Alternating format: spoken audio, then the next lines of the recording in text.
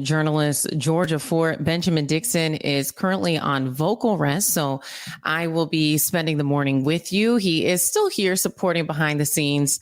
And then at about 7:30 Central Time, 8:30 Eastern Time, we'll pass things over to Rebecca Azor, who will hold it down for Like It or Not. Ben, if you want to pop in, it'd be great to see you. If not, that's cool too. I know for today, we felt like it was really, hey, Ben, hey, good morning. I know you're not saying much because you're on vocal rest, but just want to say thank you for extending your platform to people, women like me and Rebecca, to have space to do what we do as journalists. We appreciate you so much. But getting into things, I am really compelled to talk to you guys about something that's not on national headlines. And the reason I think it's important to center this conversation here in this space is because we have the opportunity to do that. We're not held to the same standard as national outlets. And I'm asking myself why this conversation is still not at the forefront in these national outlets. The thing that is on my mind this morning is public safety and police accountability. And I know some people are tired of talking about this. To be frank, I'm really tired of reporting on unarmed Black men being killed. I'm really tired of seeing the media used as a vehicle to justify those killings. But the reality of it is, you guys, this is not behind us. Let's be clear. Derek Chauvin has not been sentenced yet. In fact, the latest court documents that have come out regarding his case are from his attorney asking that he be placed on probation. And while most of us are not surprised, and we're not certain if the judge will take that into consideration on June 25th when he is sentenced, it's very important to point this out, that at every opportunity, every turn in this case, his defense has tried to mitigate the level of accountability that he's faced with. And so there is a serious problem here. It's not behind us, and it does need to be addressed. Unfortunately, the nature of mainstream media is to move on to the next story before seeing the story through to the solution. And so I think that's why it's important to center independent media outlets like On-Site Media, News on Purpose. We have the founders of those outlets here with us today, Toussaint Morrison and Jakara Hallman. They're joining us now. You guys have been on the ground doing frontline coverage on some of these issues. And so I'm so thankful to have you here this morning. Thanks for having us. Thank you. Absolutely. And some of the nuances that you all both cover are, seeing protesters, right? They're painted oftentimes in mainstream media as just, rioting and looting and these negative things. But the amount of arrests and injuries that are inflicted upon them from officers often don't make the headlines. And those nuances are important because we know that citizens do have the First Amendment right to peacefully protest. Mm-hmm. So that brings me to this footage that Toussaint's media outlet gathered, where you can see moments after officers are turning off their body cameras in Minneapolis following the death of Winston Smith, who was killed in Minneapolis by a U.S. Marshal. And for some reason, there's no body camera footage of this incident.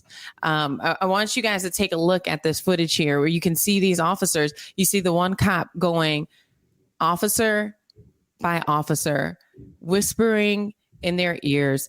Toussaint, how did you learn that these officers turned off their body cameras? Well, they'd been given the order. We heard them vocally say that out loud right before Officer Matt Severance, who you're seeing right there, 6457, started speaking to officers. And I believe in this clip, he's telling them to change the radio channel, but they had vocally out loud said, body cams off. And so they don't have to have them on. I know a lot of people think that there's laws where they have to have them on at all times. They do not actually. And every department's different. So, they have different bylaws regarding their body cams. But we had been standing on the sidewalk. The reverse side of this, what you're seeing is people standing on the sidewalk peacefully, lawfully, and not really, causing any harm to merit the amount of military force that the Minneapolis Police Department had gathered on Lake Street at that time. And, the thing that is so concerning to me, Toussaint, is body cameras were largely put in place for transparency and accountability.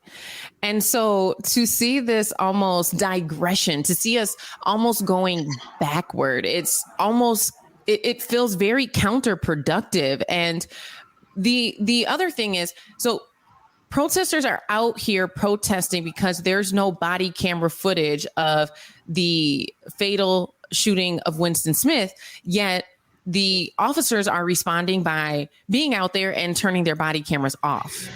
And it reminds me of the case of Ronald Green, where you had this incident where an unarmed African-American man died following an encounter with police. The initial narrative was that he had ran into a tree, that he had died, succumbed to the injuries from a car crash. There was no body camera or dash camera footage that the officer said existed. However, earlier this year, the AP got their hands on 46 minutes of footage that showed it was no accident, that I believe it was six white officers brutally beat him to death.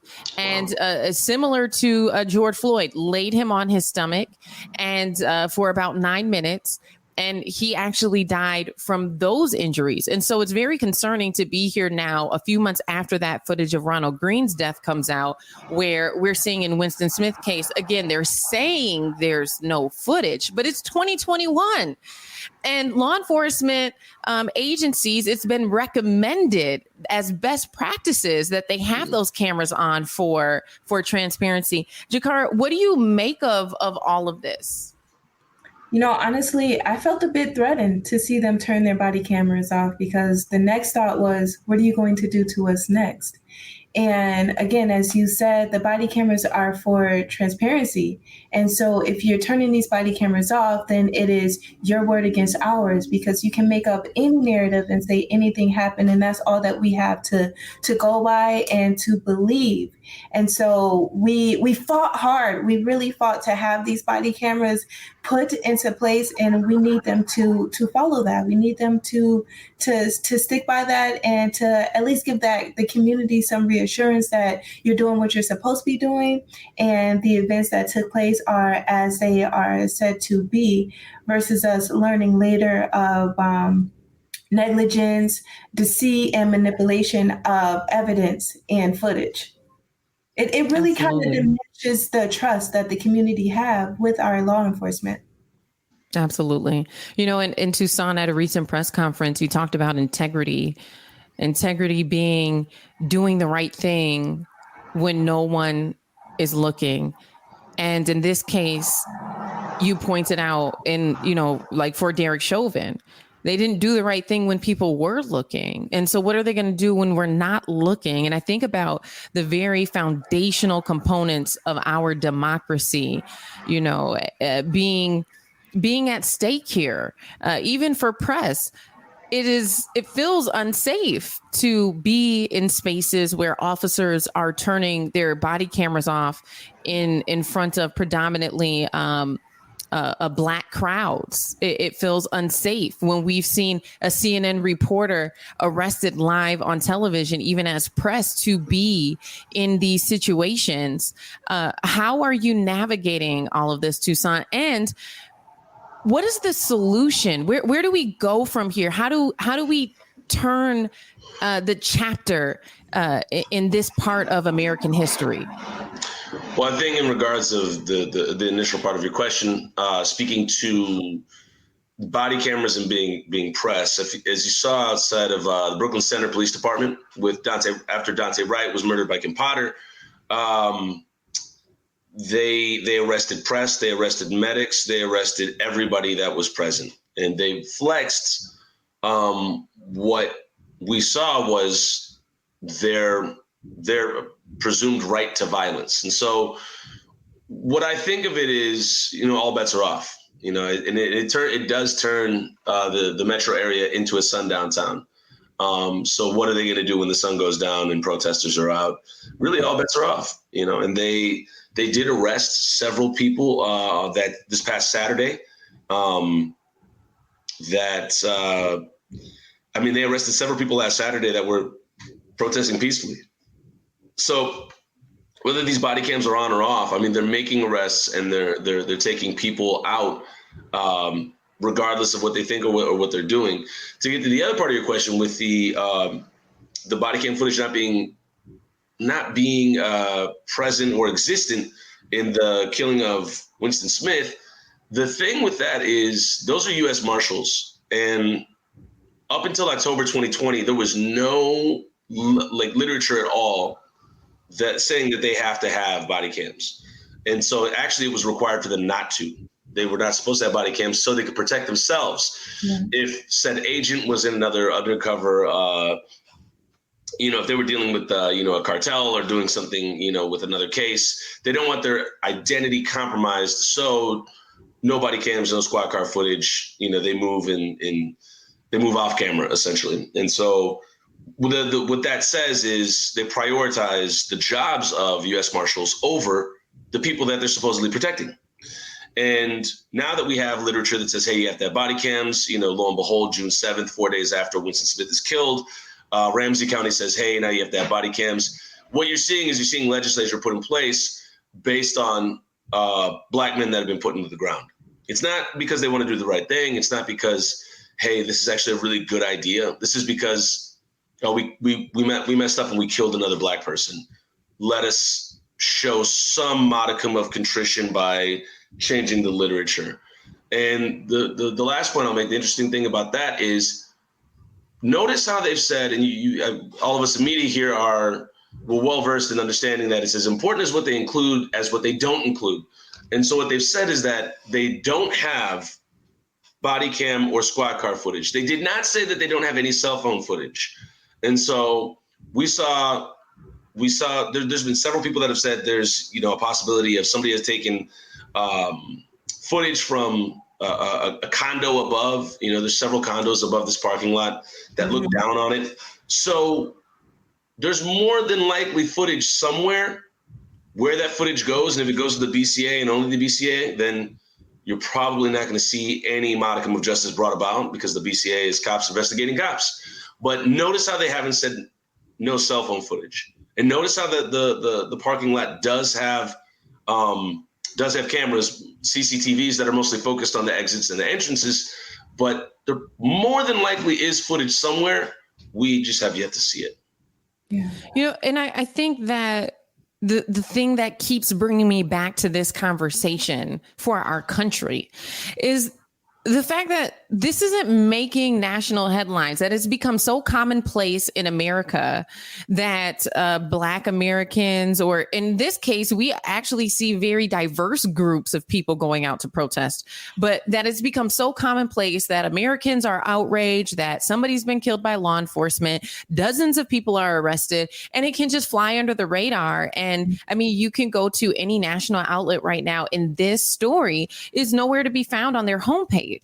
And so how have we come to this place where it's just so common that these things happen that it's not at the forefront? And I think that some people are tired. We know that after Daunte Wright was killed in the third week of the Derek Chauvin trial, people were outraged about that.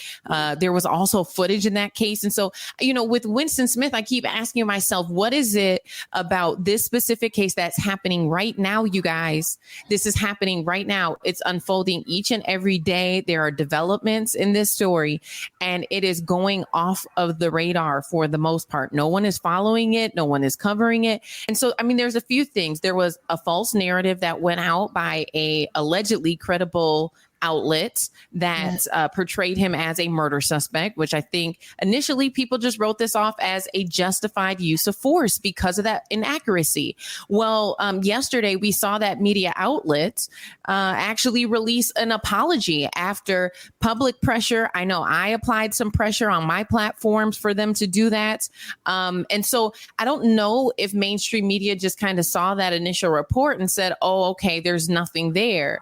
But knowing that that was inaccurate and now here looking that there's no footage, is that the reason why people aren't really following this story? Because there's no footage for them to see.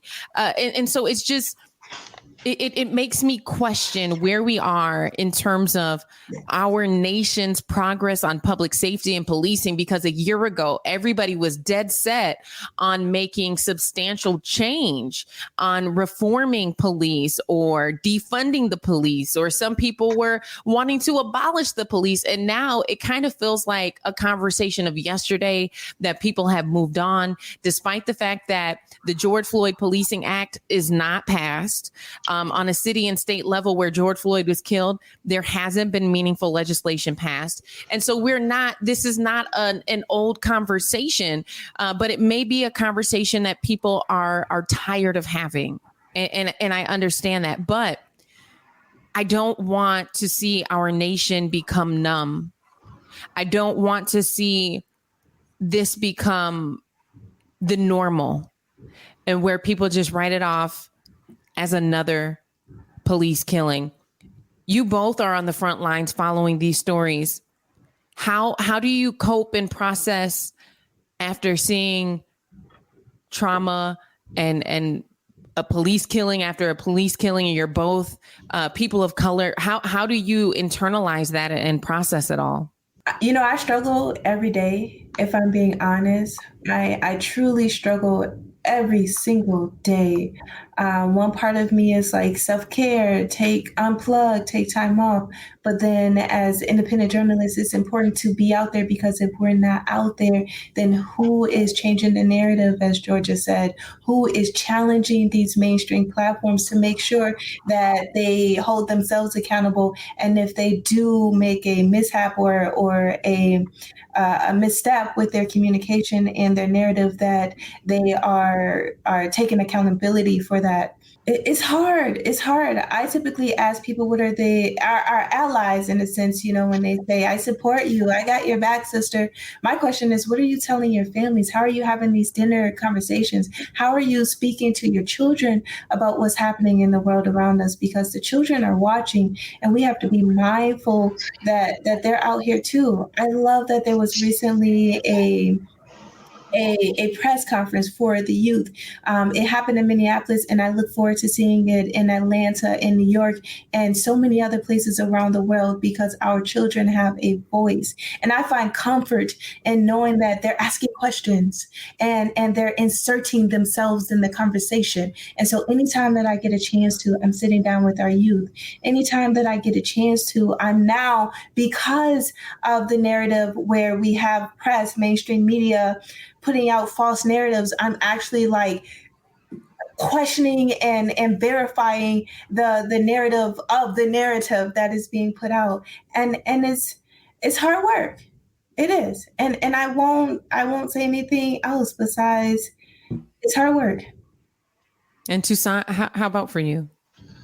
Well, I mean, it's deflating, disappointing, and it's in some terms, I don't want to say the word inspiring, but it motivates you more to get these narratives out here, because narrative is so important. And for the lack of people showing up, when we're talking about, our white neighbors and whatnot that posted a black square, or, people around the country that, were performatively for Black lives and against police brutality, and now where are you at?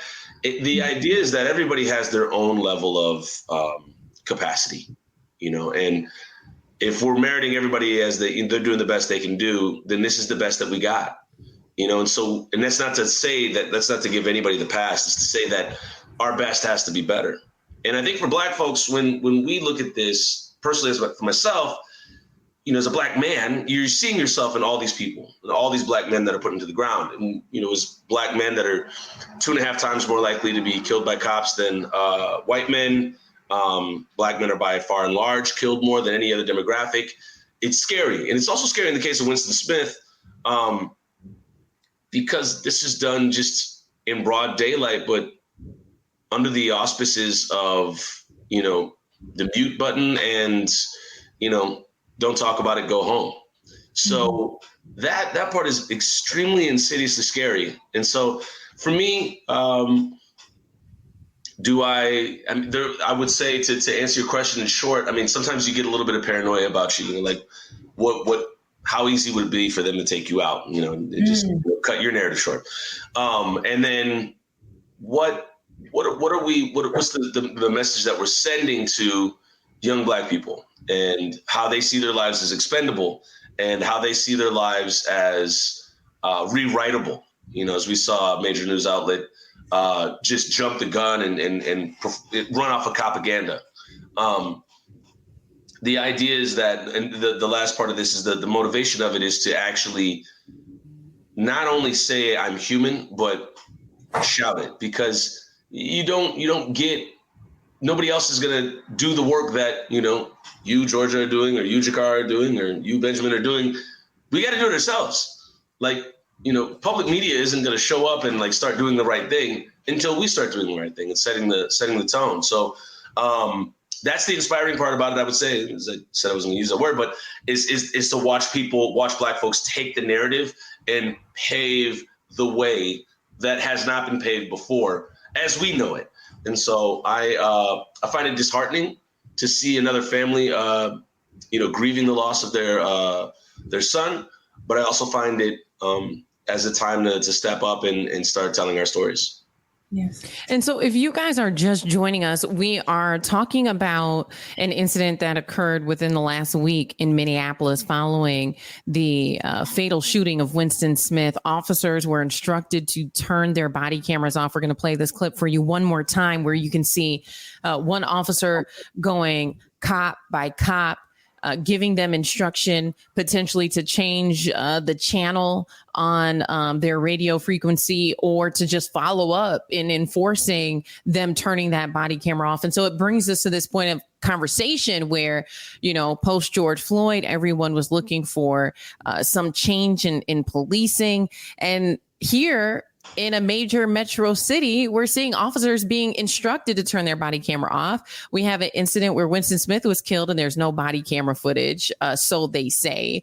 And, it also makes you think back historically on what these institutions, what these agencies were founded to do. They were founded to be slave catchers.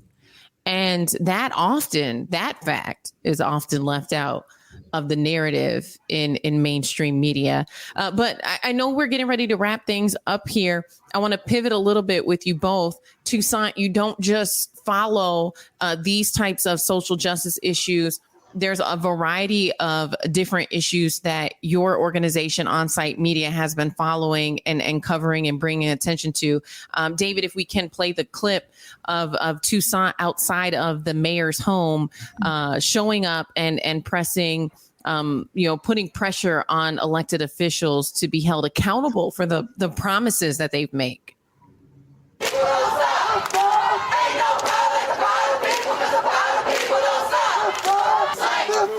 Community looks like. This is what community looks like.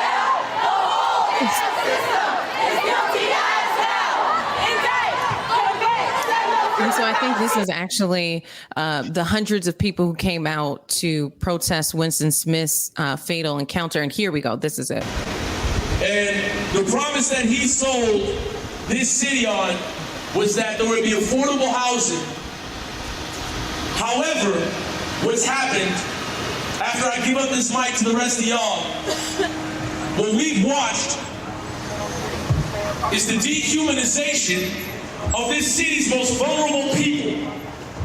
People have come together to set up community, to set up villages, to set up encampments to defend themselves.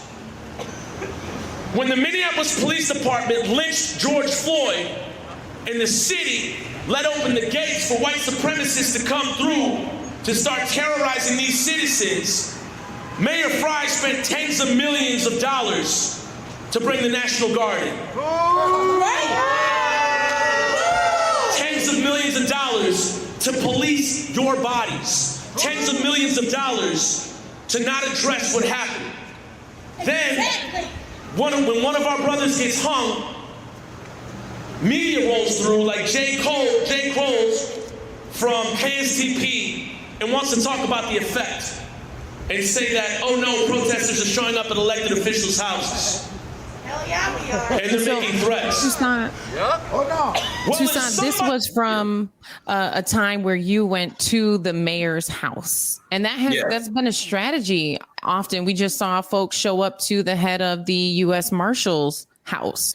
That has been a strategy that I haven't really seen used in other cities, but it's been a strategy that, I mean, would you say it's been effective showing up to the home of elected officials and applying pressure? Because on one side, you have, people who would say they're maybe progressive or conservative saying we just need to show up and vote and get new people in office. But in Minneapolis, the strategy has been from a protester standpoint to show up at people's house and apply pressure on the people who are in position to make change. Well, we did see that in Los Angeles with District Attorney George Gascon. People camped out and had a party outside of his house for, I think, over a week. Right. There's a Brown reporter on the ground named Vishal P. Singh, who was just day in, day out at this party outside of George Gascon's house. It happened to Mike Freeman. It happened to Lisa Bender. It happened to a lot of elected officials. And the idea is that if these people aren't beholden to the values and things that they said they were going to do when they got voted in, then what are we doing here? Why? And also, I mean, I think it kind of started, or the impetus that, as I know it in Minnesota, was, well, it's COVID-19. If I can't get to your office, then I'm going to go to your home office. I'm going to talk to you there. And I think, pulling up a Mona Doman, and she was removed out of, sorry, I got the sunlight coming through here. She was taken out of her house by the feds about 30 or 40 minutes before protesters showed up. And I mean, we saw it also with Pete Orpett. For people that aren't familiar with Pete Orpett, Attorney General for Washington County, he was handed the case of Dante Wright to prosecute Kim Potter. He only brought manslaughter 2, which was not enough, and folks wanted murder 2, murder 3. And so people pulled up to his house until he handed it off to Keith Ellison. He didn't want the heat. And so if these people are really about their jobs and they're really about their business and they're really about serving the people, then they'll deal with what comes in being a elected official and community leader. And that is people disagreeing with what they say and pulling up to their house. And, nobody's trying to hurt anybody. It's just saying, hey, we want to talk to you. Can you come out here and talk? And Mayor Fry has, come out and talked before. I think we've all seen the footage where he's asked, is he going to abolish the police? And then he says no, and then everybody chants shame. The idea is, at the end of the day, it's accountability. It's, are you going to be accountable to the people, and are you going to do what you said you were going to do? Absolutely. Well, I want to thank you both. Oh, go ahead, Jakara. Do you both recall this past summer when the community showed up to Daniel Cameron's house, the Attorney General of Kentucky, and many of those individuals were arrested? They actually have Facebook pages now, Louisville 87 individuals were arrested where this perimeter was created and everyone inside of the perimeter was taken into custody. And that, I believe, was mainstream and made headlines because you had celebrities that were also arrested. And so you're talking about Tamika Mallory, and then you're talking about celebrities from like Housewives, Portia Williams, and what's her name? Can't think of her name, but many celebrities were arrested during that time. And so they did talk about it, but it was interesting to learn why these individuals would be arrested for protesting, for exercising their right to do so. Well, I want to thank you both for joining us this morning on the clock. It has been a pleasure to have you. I see Ben just popped in, so that's the cue. That's the silent cue that it's time to wrap it up. Well, thank you so much. Appreciate it. Hope you have a great day. Thank Absolutely, you. you as Thank well. you. So we're going to go ahead and transition over to the next segment on the Benjamin Dixon Show. For those of you who are just joining, Ben is on vocal rest. So he is here silently resting his voice. We appreciate you, Ben. You guys have a good day.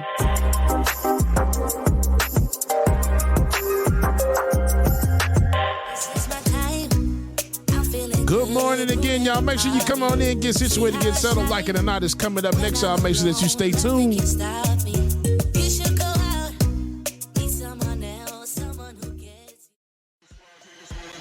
Like it or not, with Benjamin Dixon starts now.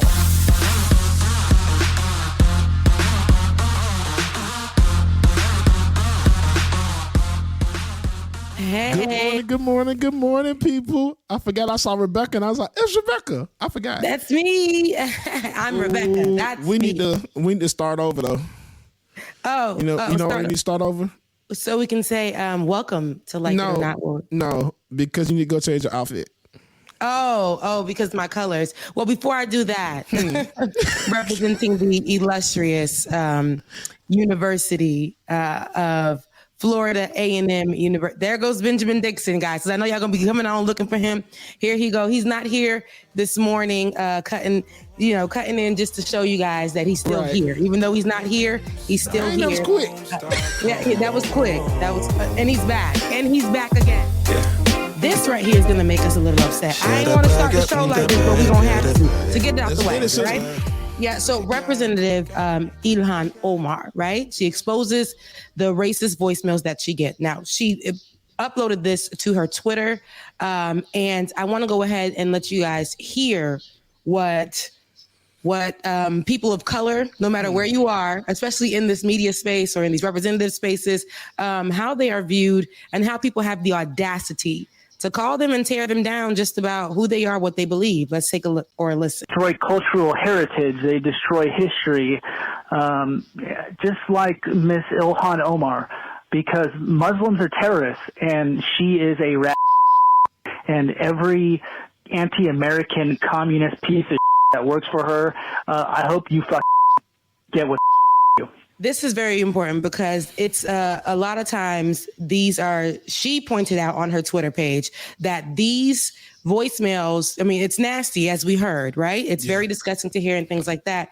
But it's a lot of times from the articles that are printed from right-wing media or also from the right-wing Twitter space and social media space. What happens is they put out this information about her and call her a terrorist, right? Mm-hmm. And say that she's with all kinds of groups, Taliban, all these different type of terrorist groups. And because of the color of her skin, her race, her nationality, a lot of people believe that. And because these articles were out there, a lot of people believe that. And people ran with this news. And we know how the far right is. We know how Republicans are. And they know that their constituents, they know that the people, they know that their followers, or that their clan is going to eat it up.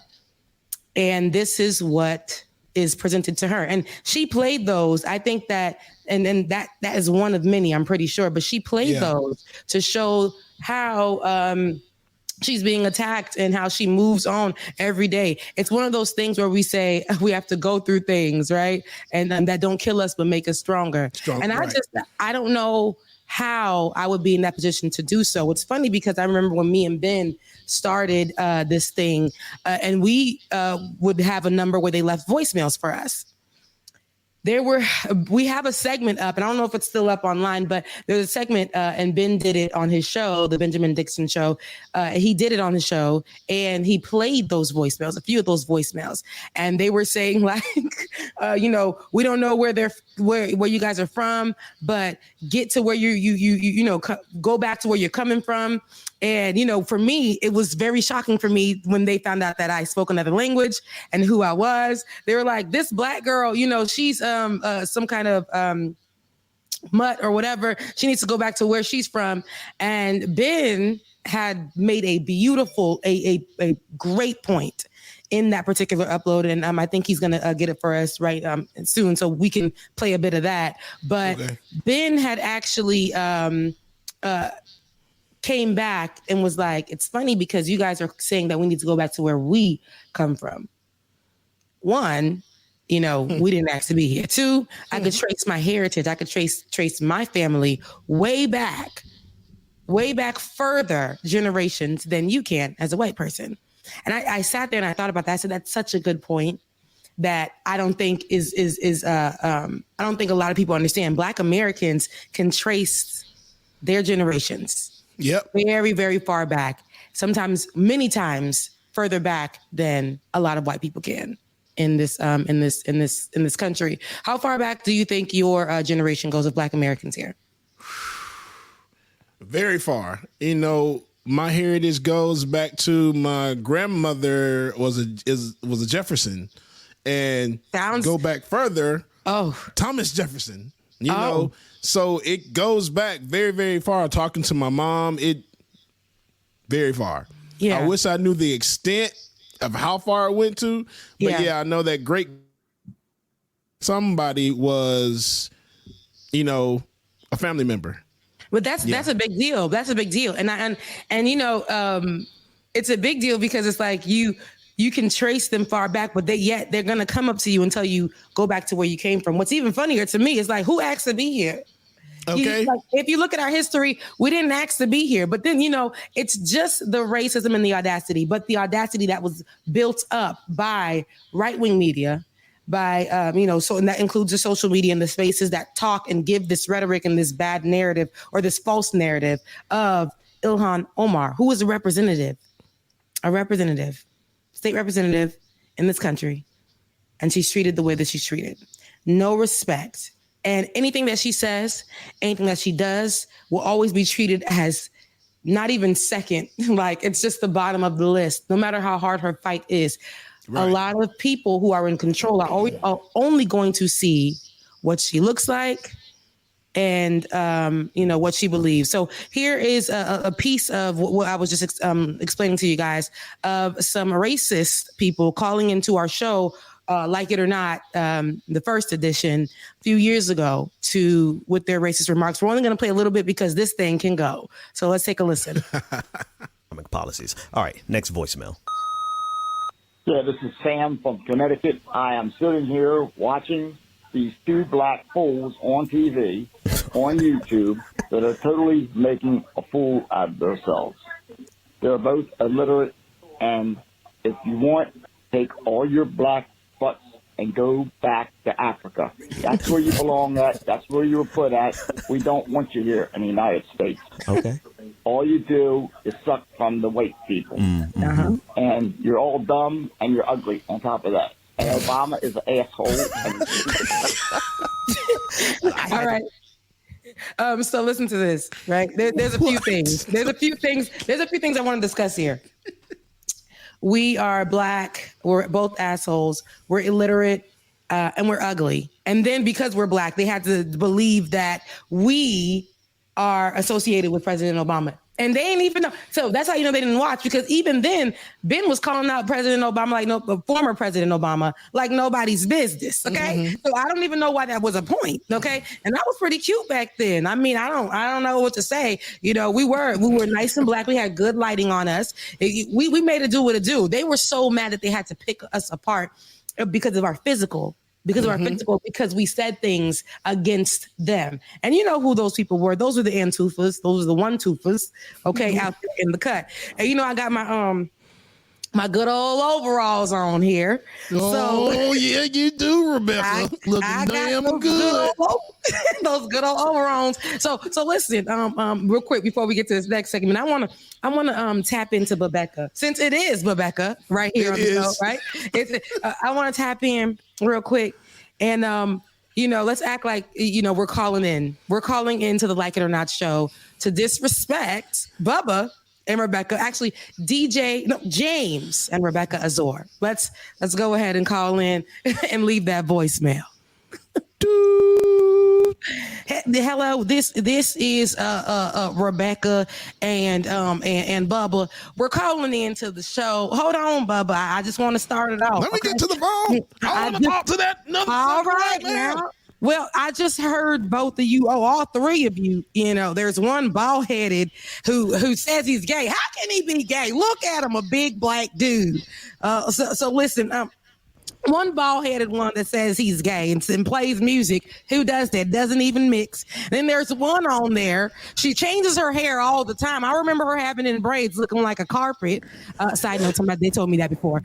Looking like a carpet. And then she wears these stupid claws on her nails. Tell her to go back to where she's coming from. She speaks another language. That's smutty right there.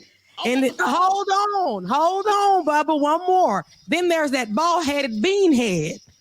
But he's always the one that always has all the big words to say and wants to say he act like he knows what he's talking about. And really, to be honest, okay, Bubba, come on, take the phone because I don't want to go. Let me get this phone, Rebecca.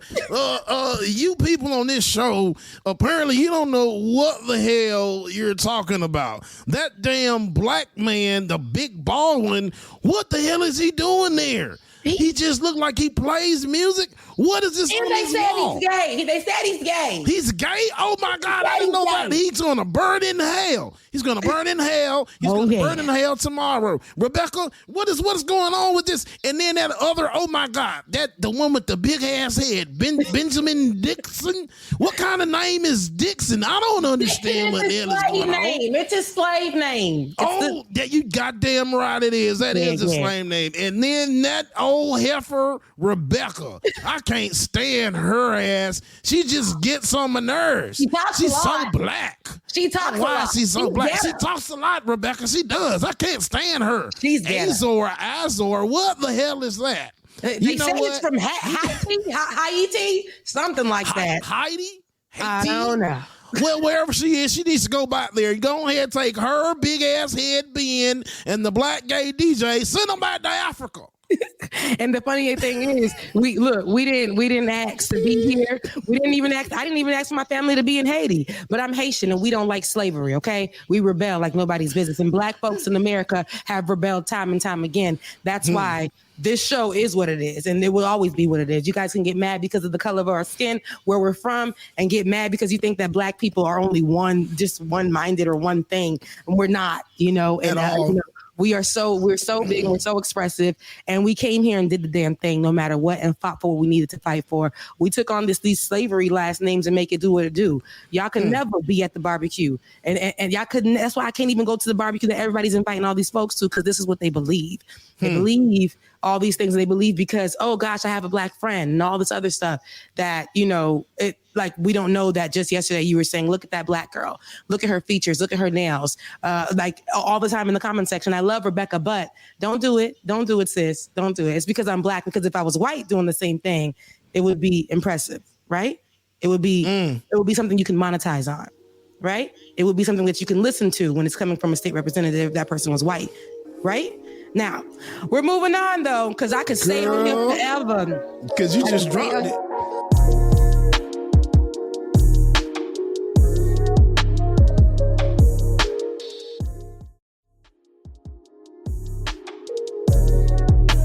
This story was brought to our attention by one of our supporters, one of our viewers, Infinite Content. Infinite Content, shouts out to you. He's always sending us amazing stories. Yes, he does. And always putting us on game. And this is what he had to say. This is what he said on Twitter. Remember that from the New York Times. Wisconsin pharmacist who tampered with vaccine gets 3-year sentence. The pharmacist, Stephen R. Brandenburg, believed in conspiracy theories and thought vaccines were dangerous, the authority said. Now, this is a whole entire pharmacist, okay? Stephen R. Brandenburg left vials of the Moderna vaccine containing 570 doses out of a refrigerator during 2 overnight shifts at Aurora Medical Center in Grafton, Wisconsin, federal prosecutors said. And a hospital pharmacist who pleaded guilty to trying to spoil more than 500 doses of COVID-19 vaccine was sentenced on Tuesday to 3 years in prison. Federal prosecutors in Wisconsin also announced the pharmacist Stephen Brandenburg, 46. See that Brandenburg last name? it gives they haven't been in America as long as Black folks have. Just Brandenburg. They done came here, stepped on Ellis Island, but we not see it got me going. It got me going. They was over there on Ellis Island getting, like passports and stuff, free entry, free to assimilate well. But he was also sentenced to 3 years of supervised release and ordered to pay nearly $84,000 in restitution to the Aurora Medical Center in Grafton. That's where he worked the overnight shift, where he was easily able to do what he did. Brandenburg was an admitted conspiracy theorist, and he admitted to that. He believed the vaccine would harm people and change their DNA. He pleaded guilty to 2 counts of attempting to tamper with the consumer product in a way that could injure or kill someone, according to the statement. So here's the thing, right? Those conspiracy theorists, look at them. Damn, David. I'm just kidding. I'm just kidding. I'm just kidding. But honestly, he's a pharmacist. These are people put in these positions and these places. I'm kidding, David. I love you. But these are pharmacists. This is a whole pharmacist. This could have been a doctor. Imagine the lawyers, the judges that are put in place that believe in these conspiracy theorists, that believe in the Marjorie Taylor Greens of America. And, they put that rhetoric into their work, into their job, and they'll do things like put people's lives in danger, putting these hundreds of vials out that could have saved people's lives, or that could have been available to folks who wanted it. Yep. And here you are doing that and putting people's lives in danger, but doing it because of your belief that this is going to change people's DNA. It's gonna make me white. Right. I'm still waiting for my superpowers. I'm still waiting to fly. Mine did tap in, but then it made me a little crazy a little bit. But anywho, you were already that, Rebecca. I was already crazy. I know. I was about to. You're right. But look, it's like, are we really? There's so many weird and crazy conspiracy theories that people will put so much effort in.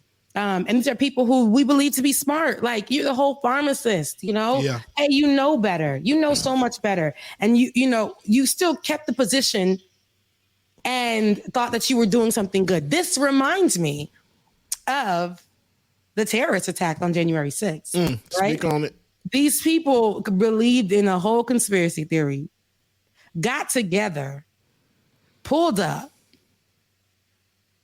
to the whole Capitol, and did stupidness, lost a few lives in the name of a conspiracy theory that Donald Trump is still president. A lot of people that were there at the Capitol were judges, lawyers, pharmacists, all those people who disrespect people because of who they are and what they believe. White supremacists, racists. These people, these are the same people that we see. They will go ahead and take away options for people because of a stupid post on Facebook in a group, and that made that conspiracy theory, and they believe that because of a Marjorie Taylor Greene who they praise, and they believe that. So, I don't know. Like, I see this, and I see this and I see like there's so many more people who are doing the same thing, and we just don't know who they are. I think that even with the 3-year sentencing, he's going to come out. We know it's not going to be like a whole 3-year thing. I think I read that it's going to be like a release, and he paid a fee, those kind of things, for putting people's lives in danger. It's not that big of a deal, right? It's looking like time served to me. Yeah. He gives me time served. He gives you that. You can see. You can see him time face. Served.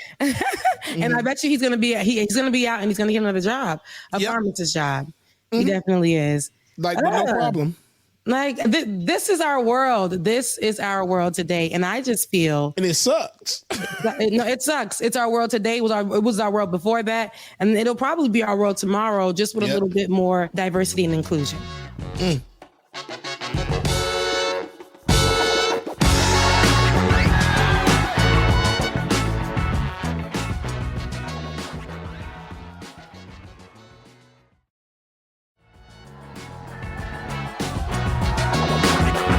Folks, thank think that when they're talking about us, when they're talking about anything political, and they're not really political savvy, they always pull out President Obama. The first thing they say is, "Oh, I voted for President Obama." Exactly. And I would vote for him a second time. I liked Obama. I didn't like when he wore that tan suit. That was against every American right. But wasn't American. Wasn't American at all. But he's African American. Definitely. But that was definitely African American. We go against the grain. We pulling up Shaw. Okay. We're pulling up shop. But President Obama, or I keep calling him President Obama. It's very easy to roll off my tongue and say that. Yeah. But former President Obama had actually sat down with CNN's Anderson Cooper and was saying that he didn't think that it was going to get this bad. You write about Sarah Palin, about her brief ascendancy, and you talk about dark spirits that had long been lurking on the edges of the Republican Party coming center stage. Did you ever think it would get this dark? No. I thought that there were enough guardrails institutionally that even after Trump was elected, that you would have the so-called Republican establishment who would say, okay, it's a problem if the White House doesn't seem to be concerned about Russian meddling. Or it's a problem if we have a president who's saying that, neo-Nazis marching in Charlottesville, they're good people on both sides. That's a little bit beyond the pale. And the degree to which we did not see that Republican establishment say, hold on, time out, that's not acceptable, that's not who we are, but rather be cowed into accepting it, and then finally culminating in January 6th. Okay, now I'm not against what he's saying, because what he's saying is like, damn, because what I hear him saying is there was so much happening and the Republicans, chose now to try to say something and or chose this moment to act like they cared about something, but showed up on January 6th and it was nothing. I never thought it would get to this point, but it was like, damn, years have passed by and I never heard him really speak like this. Yeah. Why now? Do you feel free now? Former President Obama, it was always bad. It was always bad. It was always like this. Even under Trump, I wished that I heard some more from him in that way. And then, and this is not to put any pressure on him, but I'm saying I wish he understood how we leveled up as Black people and how Black people in the political space, their voices now mattered.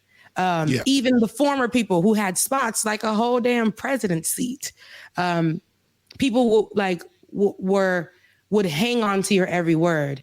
And at times we just felt that we didn't have anybody who was willing to say or speak on our behalf in those places. But as years went by, I think President Obama, we were waiting for you. Michelle was speaking up more than you. Like we were waiting for you to say something. Like, did you see what was happening?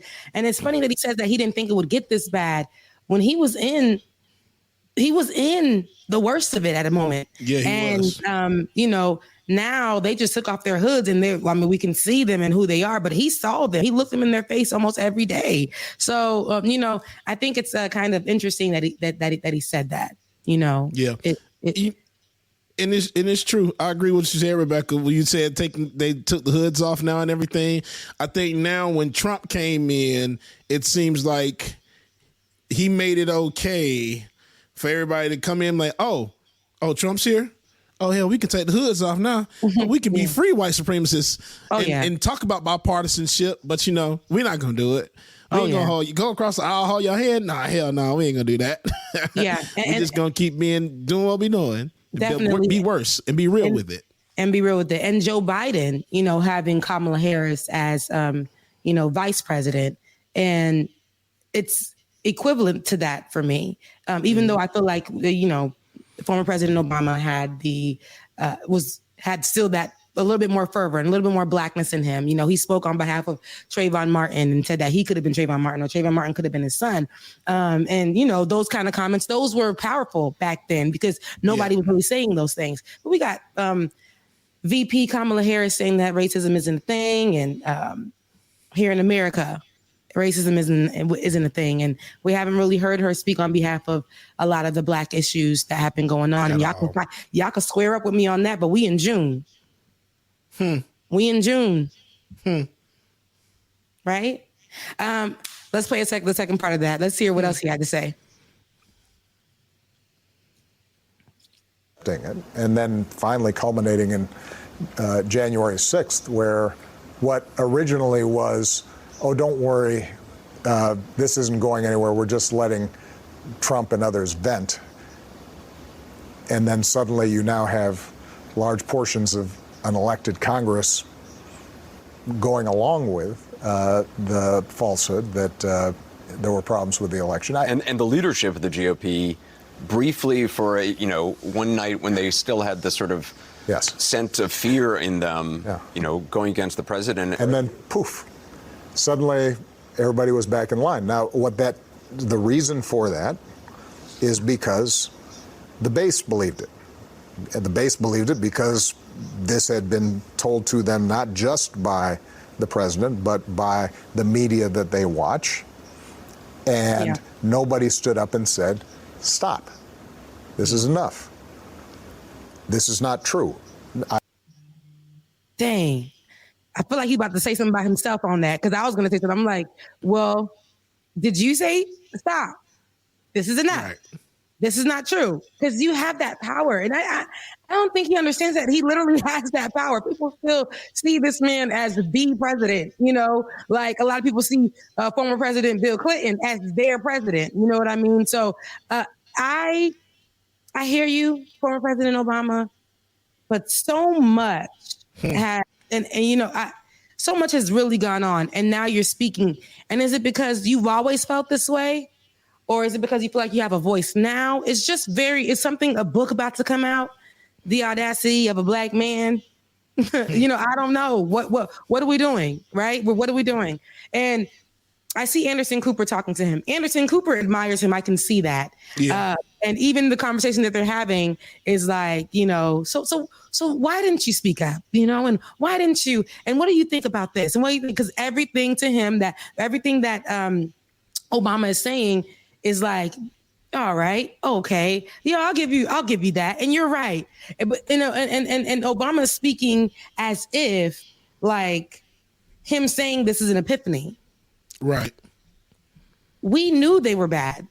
We've always known they were bad. It's just when we started to rise up and rebel against their how they are and their ideals, and push back against a lot of their media coverage, and push back against the Karens in the street, push back against the Trumpists, the Trump clan, push back against the whole crew, the white supremacists, the Steve Bannons, push back against the Mitch McConnells, push back against all those legislators, push back against damn Kemp here, like all the pushback that has happened. That's us fighting back. And I think since then that this hasn't been an epiphany. We knew this was going on. We just started to rebel a little bit more. We started to come out ourselves, right. And start running these streets and making things happen. And President Obama, his remarks were missing a lot of times, or when he did make remarks, the remarks were sketchy. And that's why it was like some of his remarks that he made. I forgot the instance, and I know me and Benjamin were talking about it. Well, I was calling Benjamin Dixon. Me and Ben were talking about it a while back. And for him to say something against one guy who there was a racist issue that had happened against this man, and Obama was talking to him and was like, "Hey, you should have stood down. Why didn't you stand down in that moment?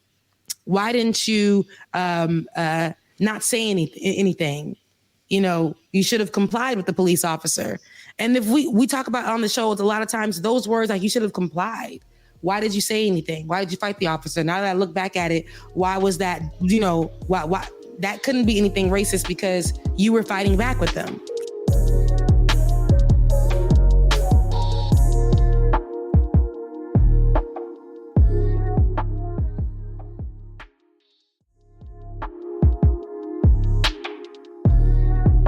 So this pastor, Shane Vaughn, he was yelling. He was literally yelling in the mic in his preacher's voice that there is no difference between conservatives being banned from social media in the United States and dissidents being executed by the government in North Korea. Let's take a listen.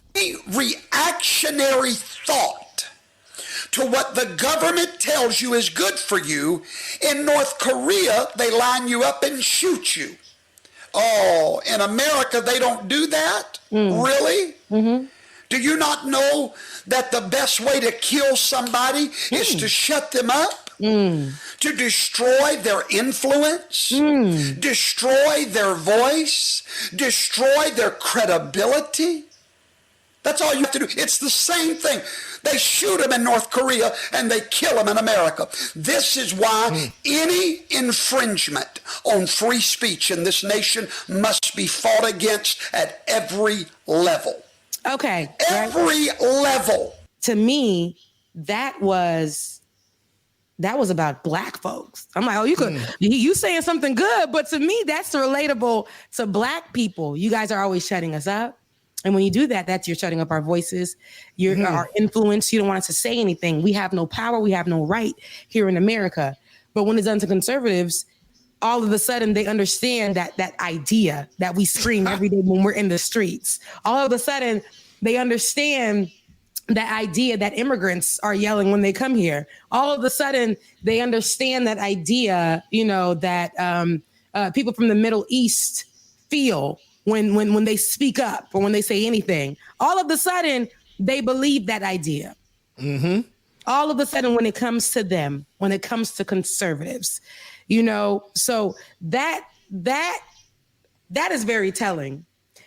Colonizers gonna colonize, whether they in the church, whether they in the White House, they gonna colonize. Whether they're in the talk space, where it comes to radio, or where it comes to any media spaces, they gonna colonize. They gonna take everything that we say and that we say about ourselves and that we fight for, and use it in their own fight. Yep. That's why I don't like feminism. Mm-hmm. This is why I don't understand and I don't like feminism, because it's a fight that a lot of women, especially women of color, have with issues that I have been speaking about many, many, many, many times. But when it comes to feminism, what happens is they take all of those issues and they only apply it to white women. They only apply it to white women, and white women who speak up are the ones who are heard. That's why Harvey Weinstein was taken down. And it took forever for us to get R. Kelly or, other people in those spaces. You see what I'm saying? When Black people, when Black women been speaking about it, right? Is there more, David? Because I want to see more recklessness that this man was saying. Girl, you dropping it right now. We must push back against any infringement. Against any infringement on free speech.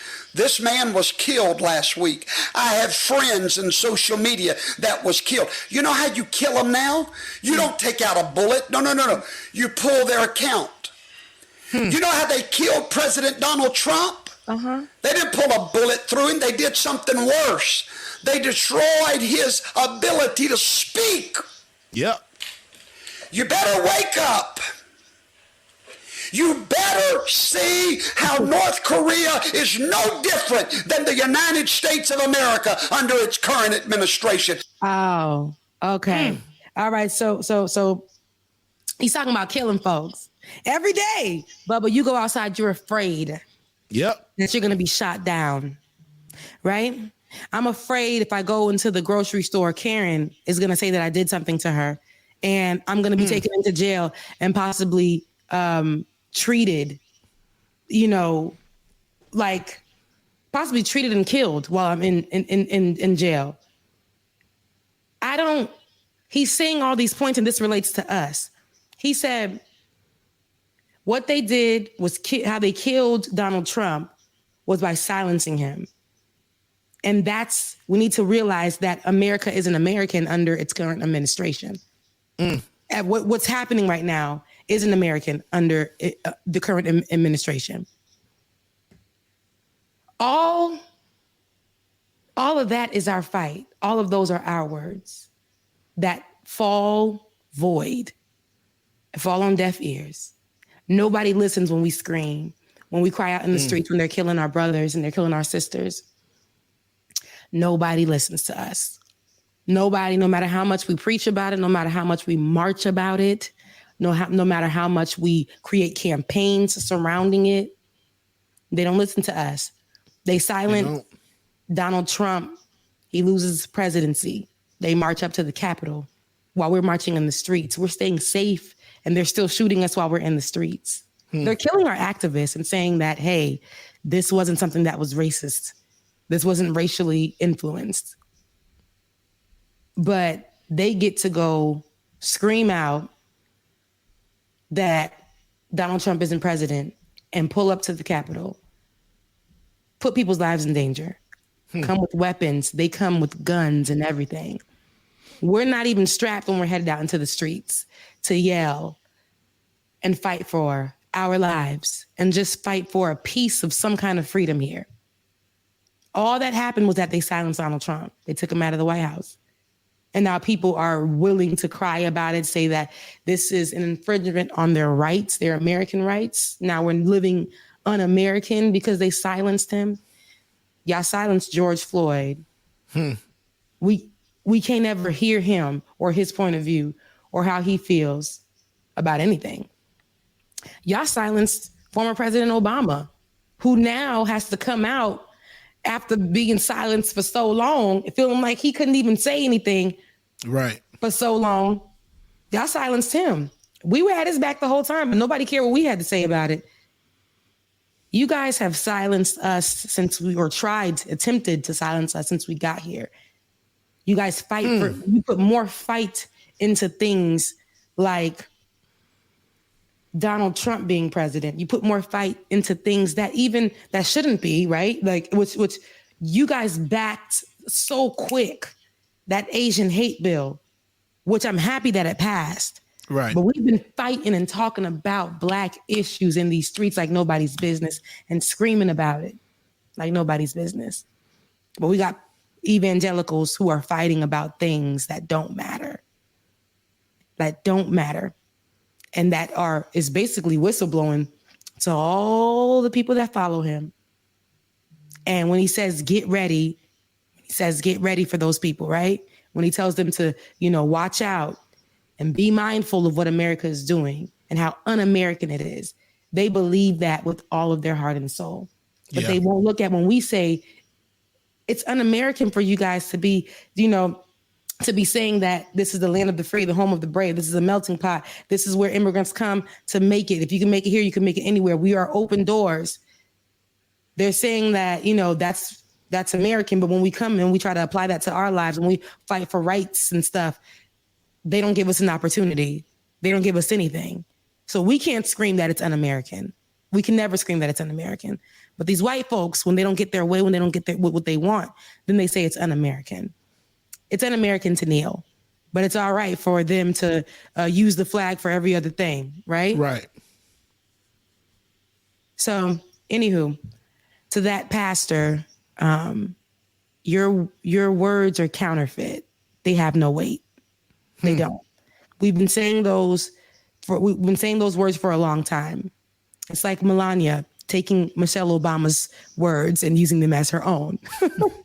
Be best, right? Listen, don't colonize our fight, but it will never be the same. We actually have something to go off of. We actually have a real fight here. So at the end of the day,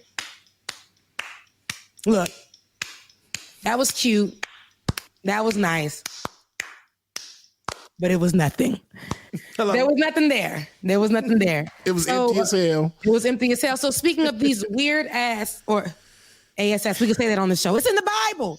But speaking of these weird behind evangelicals, speaking of these disrespectful evangelicals who are out here doing the work of the Satan Donald Trump, what else do we have with them, Bubba? I heard that you had a story with another one. We're going to let this right-wing pastor's unbelievable homophobia. Now, I didn't post this story, but I haven't heard it, so I'm interested to see what the clip is and see what he said.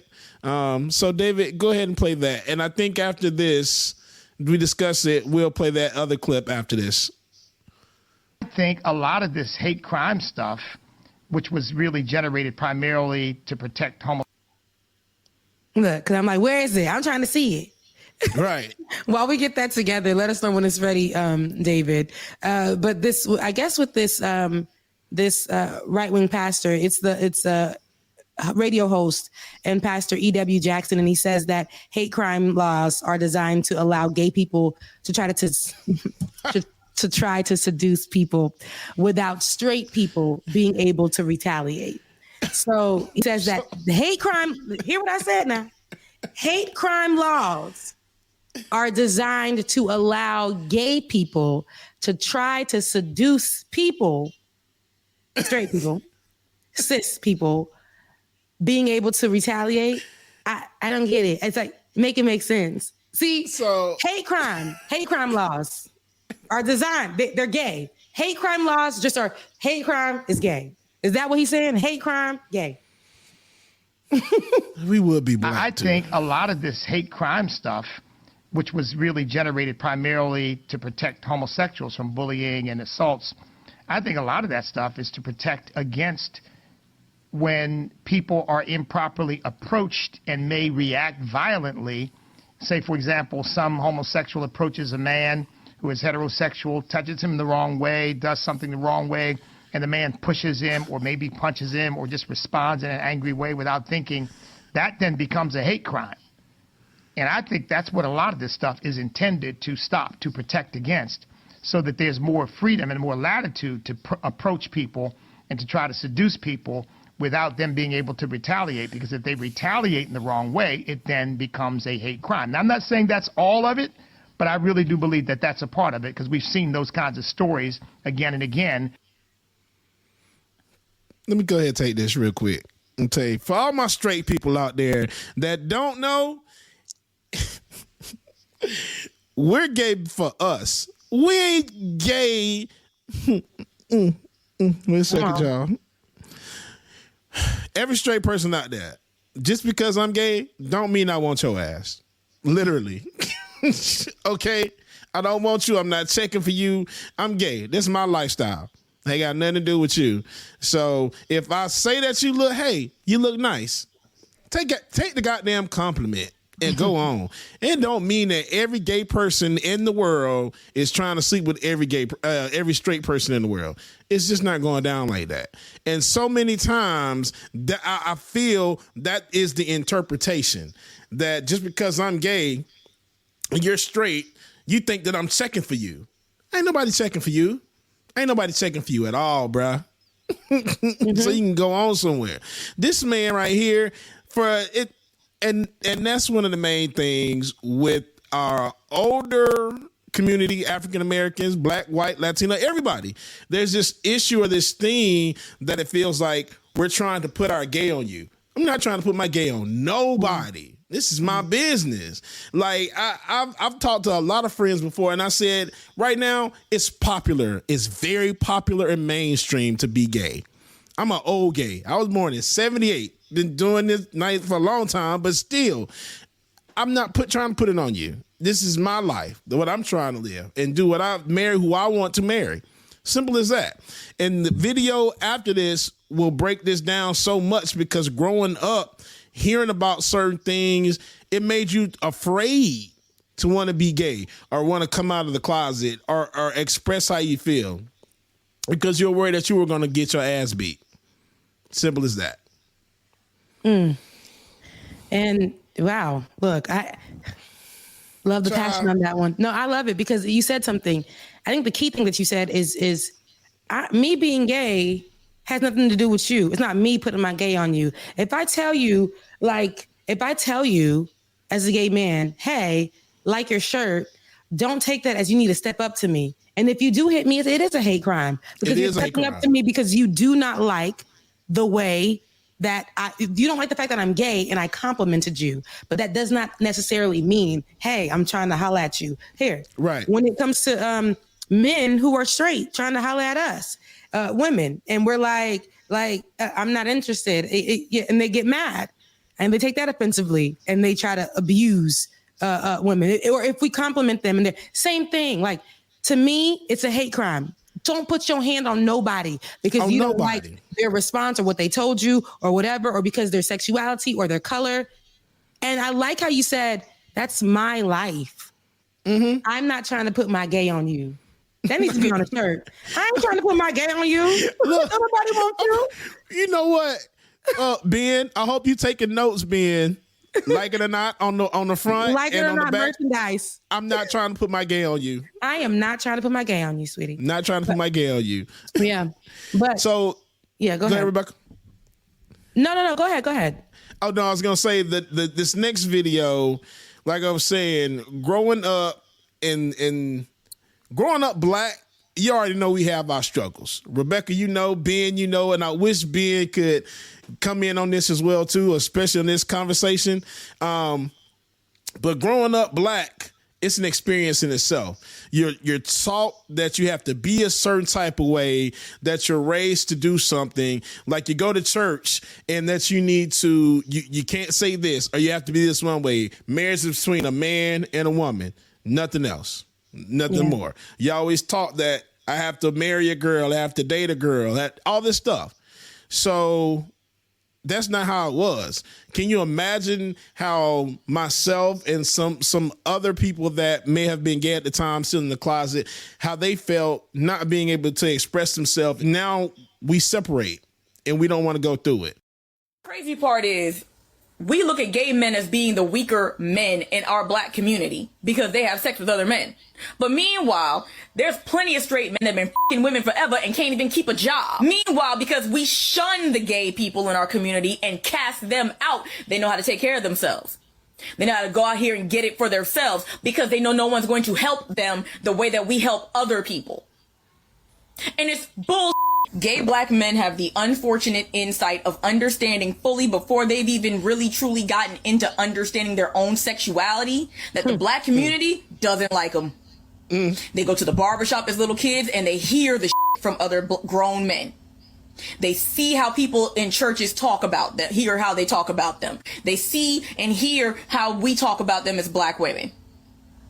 So they grow into their identity knowing in advance that people are going to hate them for it. That's why they hide that part of themselves for as long as they feel possible, because they know what's going to happen the minute y'all find out some shit about them. And yet and still, we have the audacity to look at them and judge them about their life choices when we're the ones out here choosing to be bigots. So that was a lot, right? And I will say, you know, I guess in my mind, though, black men, period, are taught to hold themselves up, in my mind. But it's a harder, and that's black men, period. So I hear what she's saying, but black men are literally taught to hold themselves up. And when they get to a place where they want to be in a relationship, that's when they're taught to find somebody who could take care of them as a woman. So I hear what she's saying, but on that part, it's like, But every single thing else that she said, as far when it comes to gay black men and how we treat them in our community, that to me, I can't even argue with it, because I know I've come from also a church that does that. And, you know, I've been one of those people growing up who were taught to look and treat gay people that way. And where I'm from, most of the gay people were black, but I saw white gay people, white gay men, like more so flourishing, and black gay men getting murdered so much. We had to fend for ourselves. Yes. And like is what she said. We grow up knowing what we have to do, because several times college, Bubba, man, I heard that he gay. Bubba, you gay? I heard that Bubba gay. Y'all be surprised how much it hurts. And I wish we could have call in. Mom tell you, I'm sure that her sister used to call her, or other family members, oh, Bubba's gay? What's going on? You know that's not right. It happens all the time. Church, barbershop, everywhere. Everywhere. Yeah. And I'm so sorry, Bubba. I am so sorry that you even had to go through that. But I'm so happy that you get to tell it you know, and your side of the story. And I'm sorry to anybody I've ever offended in my lifetime because of the beliefs that I had, and because I was brought up that way as well. And I remember there's this Haitian boy at our university at FAM. I've never seen a gay Haitian in my life, but he went viral, and they literally, I never seen one, but I knew some that were questionable, who are out of the closet now. But I will never forget at FAMU, he used to wear high heels. There was no one who wore any heels I don't know anybody else at the time, that particular time.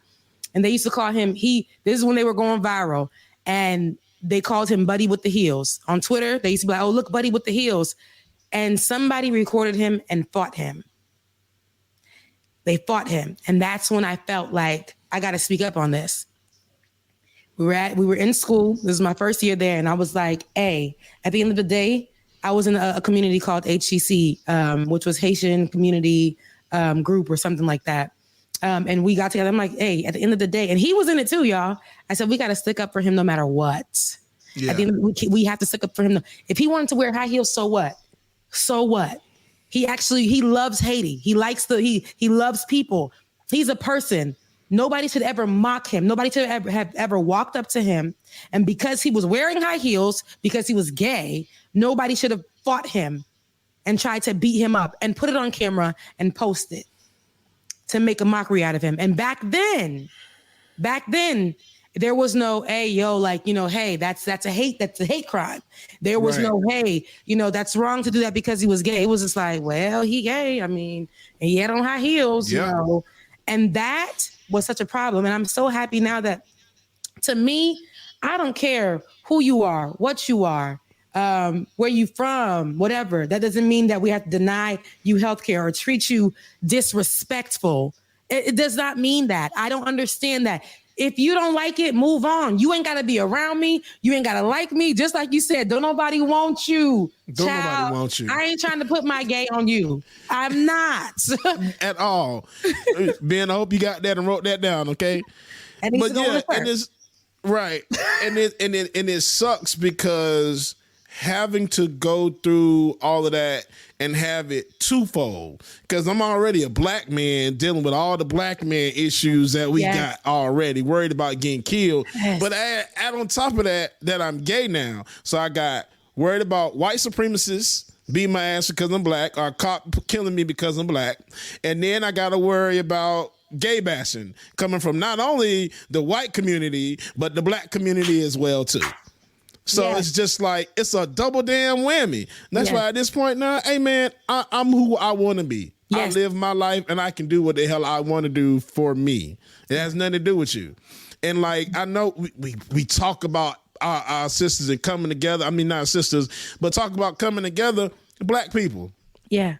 Just because somebody is gay, it doesn't look at or has a different kind of opinion on their sexuality, it's got nothing to do with you. So don't treat that person like they a piece of meat or they not nothing or a dog. That's a human being. Treat them as such. Look, I'm dropping my microphone now for real because they expensive. But that was a mic drop moment right there. You said a lot, and it goes into, I mean, those our trans women, our trans men, who are being murdered. You know, being murdered for who they are because the person that they're with is either undercover, doesn't want nobody to know, and when the possibility of somebody finding out it happens, then we see that they're being murdered and not much is being said about it. And this is mostly happening with our trans men and women of color. Yes. And that's, in the LGBTQIA plus community. So there's so much that you touched on. You being a black man, being gay in America, there's so many levels and so many places that society wants you to hit. Black society and white society. They expect from you. And because you aren't that, it's a problem. Now they got to whip you into shape. They got to slap the words from the Bible on you and make you become that. Meanwhile, they fornicating like nobody's business. Okay, because if y'all want to break down the Bible like that, now we can break down the Bible and say exactly. That doesn't mean that you're any less saved, Bubba. You know what I mean? God loves everybody. If I want to take it there, that's the first and that's one of the things I do definitely believe. He loves everybody, even if you're a believer or not a believer. You know, that higher power loves every single person, regardless of what color you are, what you believe, what's your sexual preference. That doesn't mean that he loves you any less. And I say that to anybody who I went to church with. It doesn't matter. Like, we might believe different things, but that doesn't mean the God that we claim that we serve loves this person any less at all.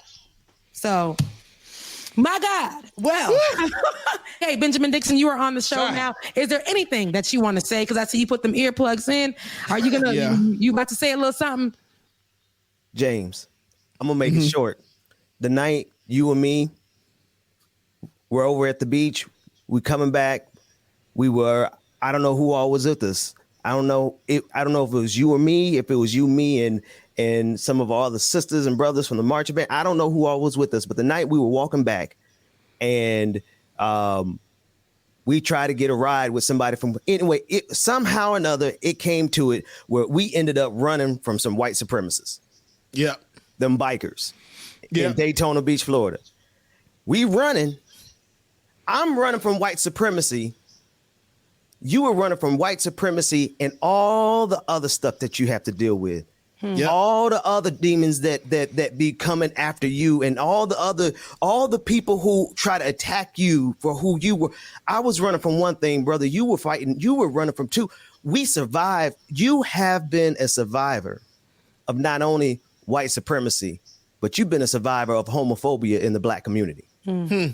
Yes, man. Oh shit! A survivor. Like, that's real. That's really real. If you think about it, just growing up, like I said, I couldn't identify with anybody. I didn't have anybody to look up to. All these thoughts and stuff going in my head. I didn't have nobody. Until I went to college and was able to actually talk to other people. That's why I tell everybody, I'm like, man, yeah, I got my high school friends and I love all my high school people, but college was what really molded me. It what really showed me that I could be who I wanted to be and not be afraid of it.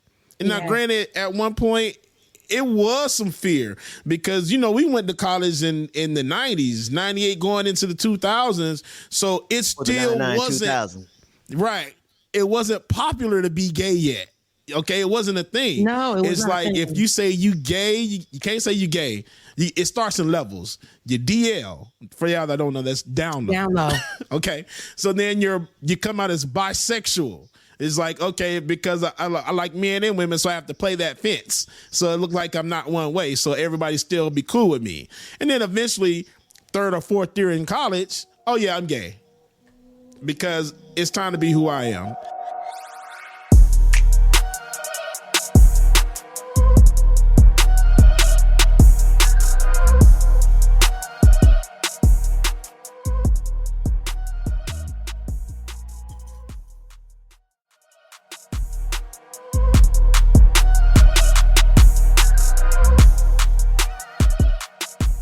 We are. I mean, we preached it down. We covered a lot of places there.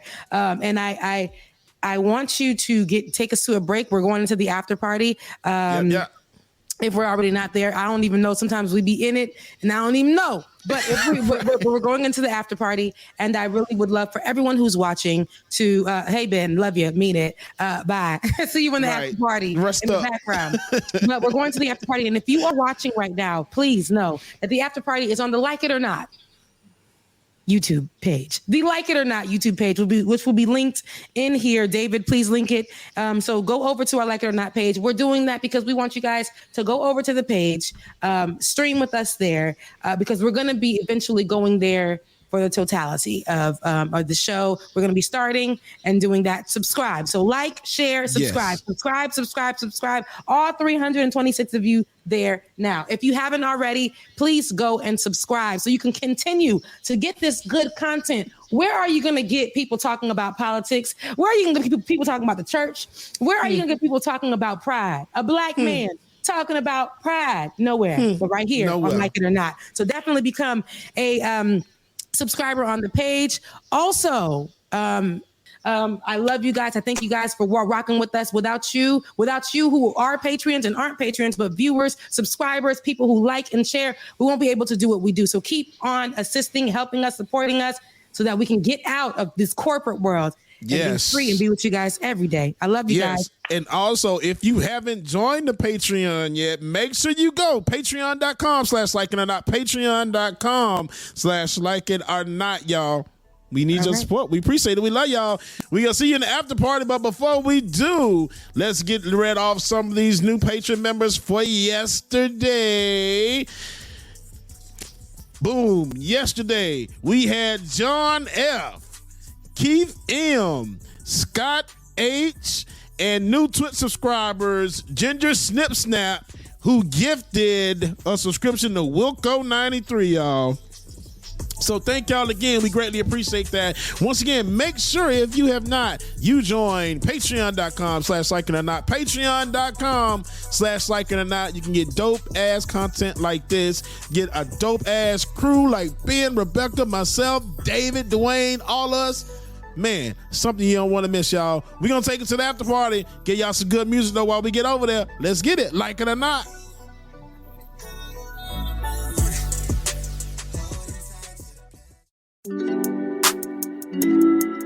Welcome back to Like It or Not, where we're free to tell the truth and not care who doesn't like it. Hey, and it fits with today's whole message. Let me tell y'all something. Okay, we're gonna be excited to be who we are and whose we are and how we are, and we don't care who doesn't like it. And for everybody who's watching, I want you to do the same thing. Like, I hope that you got that message. Whether you like it or not, how we served it up, what we said, where we agreed and disagreed. At the end of the day, we're still going to be us, whether you like it or not. And that is our truth. Our truth is nothing like being who you are is your power. Being true to yourself and who you are and walking in that is your power. Amen. Absolutely. I like being me. And I know some people may say that I'm a little mouthy. Some people may say I'm a little bougie. Some people may say, all kinds of things about me. Negative, positive, whatever. It's all good. But I like being me. And I remember when I couldn't be me. And I don't care if you don't like it or not. And I care not. I care not it. Okay, King James, where, listen, I'm the wrong one to F with verses 3 and 4. Like, don't play with me. I like you. So we have a few things. I know we're at the 10 o'clock hour, so we have a good, have a half hour with guys. But there's some other stories that I really wanted to cover. And one being the HBCU, and I hope that we have it in here. The president of this HBCU, it's a private college. The president of this college actually decided to do what for the graduates? Represent the best of your generation. We wish to give you a fresh start. So therefore, the Wilberforce University Board of Trustees has authorized me to forgive any debt. That's amazing. When I tell you, call me, please. Can FAMU call me and let's do a redo? Look, the only other college that I've seen that do that, the HBCU, Morehouse did that 2 or 3 years ago. He paid their student loan debts, I think. And I was like, boy, my gosh, why I couldn't go to an HBCU like that? And shout out, Wilberforce University is the first private HBCU. Yes. And it's in Wilberforce, Ohio. That's dope as hell. Ohio. Gotcha. So shout out to Ohio. Shout out to Wilberforce. Yeah. Shouts out to the president, Alfred Anthony Pinkard, who went to go ask for the assistance. He said, hey, yo, can we clear their debt? Okay. And they said, why not? I need this in my life, but I need for FAMU to really send me an email and say they watched my show and said that they wanted to clear my debt because I'm wearing the orange and green. I don't know. I'm feeling the HBCU energy today. Most definitely. To President Biden, that's how you do it. Can you take note, please? That's presidential. That's fighting for your people. That's making sure they're okay. That's not coming out and campaigning on the idea of it, promising us something and giving us nothing. That's how you do it. Shout out to that president. I love him, mean it. Hey, Wilberforce, you are our distant cousin, but now I know you. You pulled up to the cookout with all the people and we're like, dang, who is that coming in the G-Wagon, right? Who are they, right? That's you guys. So shout out to Wilberforce. Absolutely love it. I love when I see HBCUs doing good things. I love it. It's a HBCUs. If any of you guys are, if any of you Black folks are watching and y'all got kids who are just about to go off to college, I encourage you to go ahead, sit with them, or who are probably a year off from going to college or whatever. Sit with them, encourage them, and tell them why HBCUs are the way. And if they want, and if they're confused, turn on Like It or Not and say all three of them went to HBCUs. They know.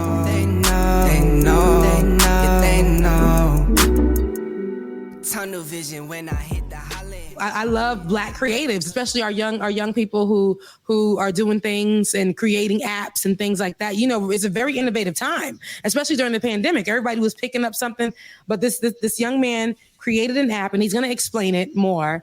And the thing is, with this app that he created, he found out that the celebrity being Diddy, the celebrity being Sean Puff Daddy Diddy Love Combs, because he changed his name to Love. But that celebrity stealing his idea. Let's take a look at what he had to say. You ever had your heart ripped out of your chest? For the past year, I've been building, developing, and promoting my Black business discovery app called Circulate. This past Wednesday, P. Diddy announces he's creating a Black business discovery platform called Shop Circulate.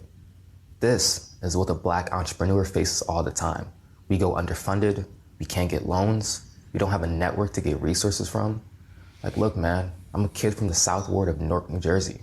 I can't fight this machine all alone. I need help. Follow us on Instagram, donate to our GoFundMe, links are in the bio. And if somehow this reaches the ear of P. Diddy directly, you can email me at drixon@circulatetheapp.com. I'm pretty sure he created this right here. Hey, Drixon, come on with it. P. Diddy announces he's creating. So, Drixon. I got questions. Well, go ahead, Rebecca. Go ahead. Yeah. Okay. So let me start here before your questions. So, I think that this happens a lot with Black creatives, and it be from sometimes our own people.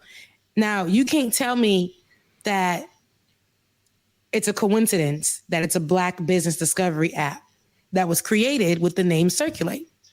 Sometimes we put our information out there a little bit too much and allow people to take them. But sometimes we put our information out there because we're done building it and we want it to grow. But there are people who are bigger, smarter, stronger, richer than us who can literally just come in, take our idea, and if we sue them about it, pay us off and still keep our idea. Yeah. So this is what a lot of Black creatives go through. And we are underfunded. And I say we because we're Black creatives in this space. Right. And it's tough because a lot of times I see our platform being mimicked by clear people. And they will say the same things that we say. And because they're funded, because they're rich, because they're whatever, it works out for them. But here we are. And here he is. And because it's Diddy being richer, stronger, not smarter, but richer, stronger, and lazier. The same person that says sleep when you're dead, and taking people's ideas. This is and because it's a necessarily a nobody in this space fighting a somebody. It may not get to where it's going. And I'm glad that he plugged himself in. A lot of people were like, well, why did he have to put his GoFundMe? Because he's trying to get funded. Because he's a businessman, man. Okay? So go ahead, Bubba. Let me play devil's advocate. And maybe it's not devil's advocate, but I need some more information. Because it's one thing if you're stealing an idea. Because let's be honest, it's a billion people in this world. Somebody got to have that same idea. I know that there was a Black business app that listed all the black businesses before. Oh, thank you. Like it or not. Follow us on Like It or Not Show, Instagram and Facebook. Follow us on Instagram and Facebook, Like It or Not Show. No? Okay. But everybody can have similar ideas. And I know that there was a few apps out there that listed all the different black businesses. So the question is, how deep did the idea go? Did you protect yourself? Did you copyright that stuff before you put it out there? Sometimes you can't share all of your good news, your ideas, your creations. You can't share that with everybody. Some stuff you got to keep under wraps until you are completely done and you got it on the marketplace, or it's already in first stages of development, like a beta or something. So I hear what he's saying, and I hate that he say that he stole his idea, but how much of it? That's the part I want to know. He said that Diddy stole the idea. I need you to elaborate, man. If you're trying to get these people to subscribe and get your GoFundMe, tell them what the hell this man did, and let's get your money. If not, then he stole. Well, for me, it's just him stealing his idea, and I guess I can see, because I've seen this so many times, that not only black creatives steal from each other, but we see how big brands like Louis Vuitton and all these other brands will see black creatives like with their designs, with the different graffiti purses and things like that, come out, take it, utilize it, push it, get paid off of it. And no matter how that black creative fights for, and has had a lot of the things put in place to save themselves, some of them probably didn't have money and finances and we're just not privy to how to put themselves out there and protect themselves without big brands stealing their stuff. Because back in the day, we were just dropping it just to get support. We were just dropping it just to get money. We were just dropping it for people to go to our virtual stores or our pages or whatever. So a lot of people weren't privy to the business practices of online space, but so a lot of people got stole from. But I that's what I hear when I hear him talking. That's what I envision. That's what I see. A lot of big brands and Diddy is a black man. I love him, mean it, whatever. But at the same time, I equate him to being a big brand and how it's easy to grab from people. I'm about to flip it. I'm about to flip it real good for you, Rebecca, because probably what happened is Diddy probably wasn't the one that stole the idea. It was one of the people that's working on his team. 9 times out of 10, they was probably white. And that could be diversity and inclusion. That damn D&I. Flip it and reverse it. In the black community, we got that one white person that we need to go steal ideas so we can blame it on them. Diversity and inclusion. And he took it to Diddy like, Diddy, I have a great idea. I found something. I tell you, this is all the black businesses. Look at that. That's awesome. I think we can do this. Yeah, I made it myself. I did it. Yeah. Like some other kid did something, but it's okay. But yeah, this is all me. Yeah, I think we can do this. I think exactly how it went. I think even his audacity, though, to tag Diddy lets me know that there's some truth to what's happening. Yeah. And then him saying, Diddy, contact me if you see this. Like, let's have a conversation about it. So you can tell me if he stole it or not. Or how I think he's really about that. I mean, his little audacity. Drixon, shouts out to you. Hopefully you get somebody. I hope that you guys find out who he is. I don't think we have a link to his GoFundMe, but if we did, I would have put it up. Shout out to him. Find out who he is, y'all. And if you feel compelled to support, do that. If not, if you feel compelled to share his story, do that as well. So, geez, Louise. Black content being stolen. Another thing that we got to deal with every day. That's true. Another thing. Oh, TikTok. Oh my God. It happens all the time. Like these people, they do all these dances, create all of them. Then here go our clear friends coming up doing it like it's already been a thing. Like, I created this. I did this. Like, colonizers gonna colonize. My sister just did this the other day, and she okay, cool. Yeah. And then don't let the video do good and go viral. They're gonna pull that video. I heard that was a thing that happens in the TikTok space where it happens so much. They'll pull the originated video out and they'll keep the viral one, especially because it came from a white person. When their content gets pushed more, but they'll keep that up to make it seem like that was the original video. So we gotta work hard in these spaces, y'all. Like we gotta. If you flip it right now to a channel that does what we do and may not have Black or brown people as the lead, you'll see that it gets so many more views. And that's because in these spaces we're throttled, we're pushed because we're telling a different side of the story, or because we are Black telling the story. So we're about to end. We got 10 more minutes. I wanted to play some quick cutie videos or some funny videos. And before we do that, I want to see if you have them up right now. The letter hack sketches of Ben and I. I know Bubba's probably coming up next. So y'all look at the second one at the top. You see Ben with his hand gestures, which he got them on point. Look at Ben. Now look at me. I love that he got my nugget nose. I love my nugget nose. I love that he got my hoop earrings. I love that he got my weave down packed. And I absolutely love the nails. It's the nails for me. He got me with the hands, the gestures in my hands. It looks like I'm about to be like, and look, this is what happened. What we're not going to do is, here's the thing. The thing is, because that's what it's given. So shout out to Letter Hack for always doing us right, always getting us right, and being a supporter and making me feel really, really presidential. Like I'm famous, baby. Like they stay out here sketching them. You know, when they sketch us, you important. That mean you doing something. That mean you doing. I love the sketches. It looked like y'all about to get put in a comic book. Yes. And like this is some whole stuff. I love the Letter Hacks drawings. I love it. Like he has some dope ass sketches on his page. Like he just be like, you know what? Let me go ahead and draw Rebecca because it's in my shot now. Let me go ahead and draw Ben because it's in my shot. It's in my spirit. Let me go ahead and Bubba, you're next. You're next. Right. I already know. So and yeah, you know what? Surprised me, David, with some of the videos that we dropped. I know we dropped some really good videos. Some excited ones, some nice Black joy. So surprise me. Yeah. You better do good, David. Oh, this one. Okay, keep it on pause so I could give it some context.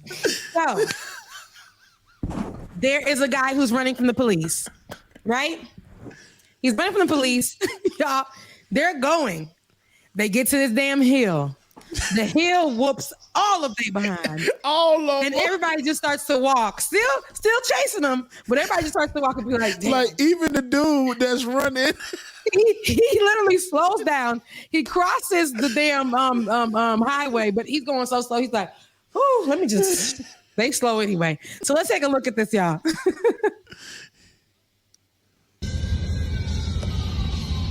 while this is happening. It's the commentary. Oh my gosh. He better stop.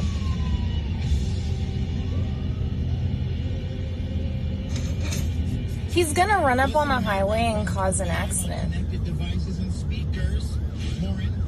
Like someone needs to. He's gonna get up on that highway. Watch.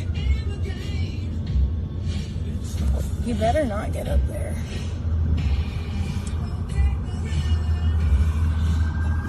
Look, now watch him cross over. He's like, oh. Look, he's getting on the fucking highway. Watch, look how he gets on it. He literally just walking at this point, y'all. And the cops are behind him tired. That hill. That hill killed their ass.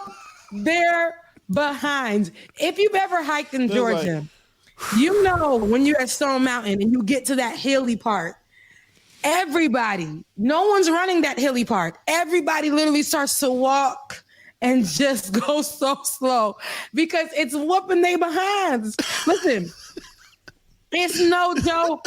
It's no joke. The police were like, just go on ahead. We'll get him on the other side. You go. Like, oh, you go ahead. Right, Chuck these all them damn donuts. Like it's okay. All of them, but even the perpetrator was like, "Ooh, I know I'm not about to stop for them, but I ain't about to let this hill whoop my behind.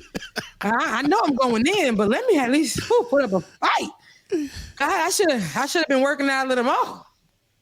Maybe I shouldn't have stole them cookies. Maybe I shouldn't. Maybe I should have ate before I thought about going to do what I did. Maybe I shouldn't have. Maybe I should have put a little bit more work in. Yeah, that man was like, It was the way he crossed over into the highway. He said 1 leg, 2 leg. And then he put his hand on his hip. I told you when you put that hand on the hip, you tried. Damn, now I got to get across the highway. That man, it was whooping his behind. David, what else do we have? All right. So I think this is the singing and rapping old white couple that's going to be the song. Nelly and Kelly. Nelly and Kelly. Let's hear how they do.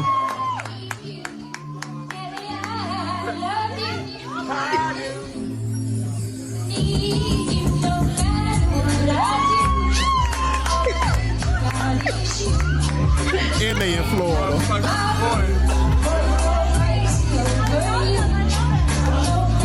That's you. That's Rebecca right there.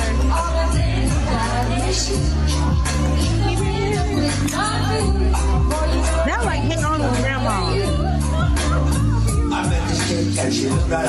Come on, Daddy. That looks like Hey Arnold's grandma and grandpa. You say who? Hey Arnold. It really does.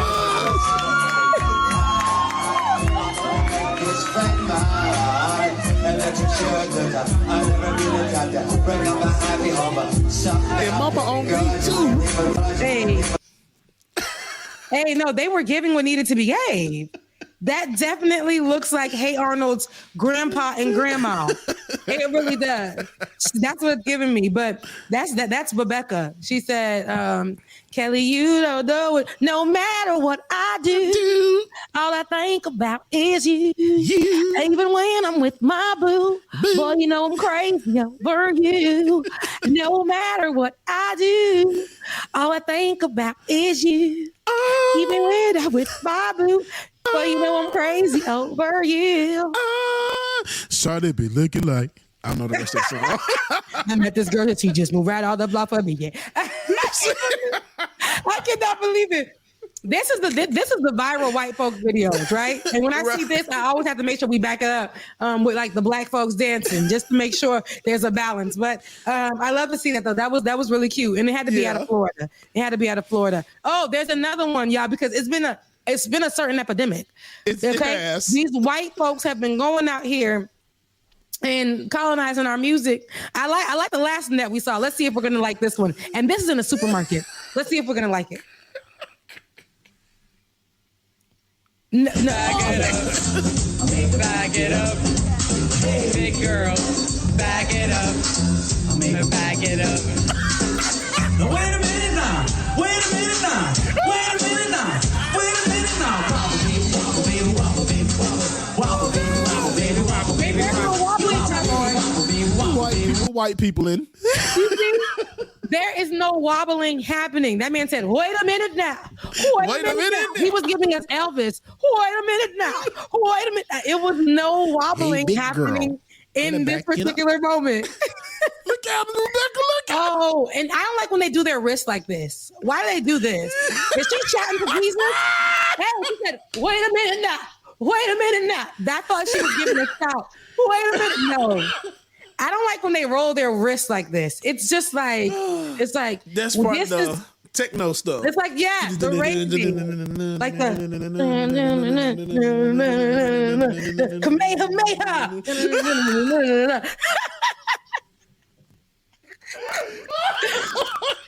Oh Lord. Listen. Yeah, that was definitely cringy. But it was. The first one I did because we're judging them, right? If we're gonna do this, we're gonna do Like It or Not, right? Like America's American Idol. So the first one, I'm going to give the first one an 8, and because they had the movement, they were hip, they had the lyrics. I understand it was karaoke, but they had it down pat. What would you say, James Bubba Williams? You know, Rebecca, I would have to give them possibly an 8 as well too. They moved good. They had movement. They had the motion. They had a little beat to it as well too. No matter what I do, you think about you. I felt that as well. So it was great. It was great. Now the second one.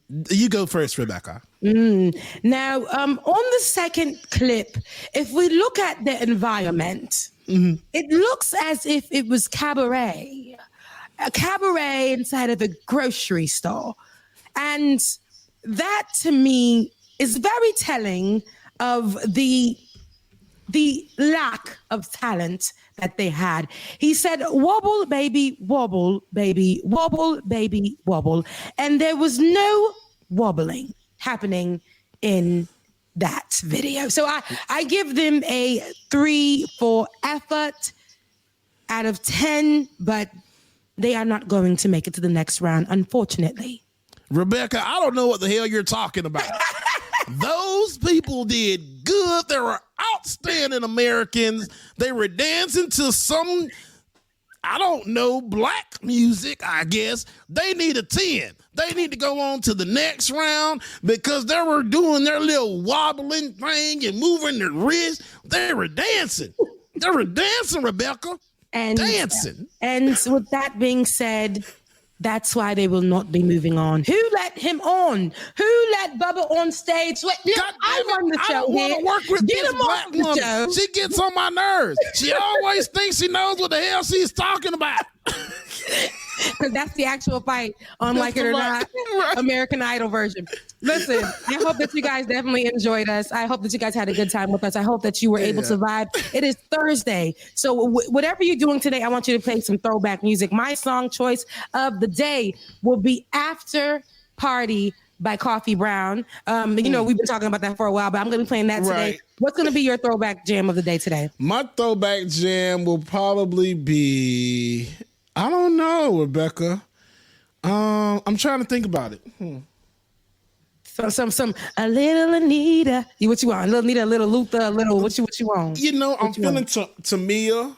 Poetry. I love poetry. A Stranger in My House. Okay, there's a stranger. Okay, that's what vibe you on right now. Okay. Yes. All right. So you're gonna be on Tamia. I'm gonna be playing some Coffee Brown. Shout out to Black women in music. And with that being said, I love you guys. Mean it. I hope you got a lot from today's show. And if you have not already subscribed, liked, or shared, make sure you do that. Make sure you get our likes up. Make sure you get our subscriptions up, and make sure you share this with whoever and however and whenever on every platform that you can, so that we can make sure that we're back here with you every single day at 8:30. And tomorrow morning, catch On the Clock with Georgia Ford right here on The Benjamin Dixon Show. I love you guys. Let's get it, y'all. Love y'all, mean it. We will see y'all tomorrow.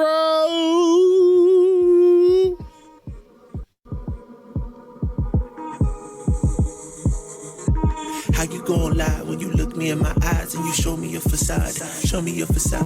How you gon' lie when you look me in my eyes and you show me your facade? Show me your facade. You a lie. You a front. You say anything long as you get what you want. Tryna play me like a fool, homie, I am not a clown. It ain't nothing but a game, cause all you do is mess around. Now I'm on the verge of a meltdown. I should've known when I met her back at Midtown, at Dogwood, when I was going through a rough patch, but it's all good. I even told about the dark times I had in childhood, when we was driving off of I-10 in Kirkwood. Now all that time I never get it back. You wanted that, used to hate when I didn't wanna hang. I noticed that, used to talking about your ex Jake, with your next Jack, used to messing with them white boys, now she went black. Wait a minute, all right, y'all, it's time for me to go make these donuts. Love y'all, we will see y'all tomorrow. 8 o'clock start with On the Clock with Georgia Ford. Then it comes right in us. We're like it or not, y'all. Deuces. See y'all tomorrow. Love y'all, mean it.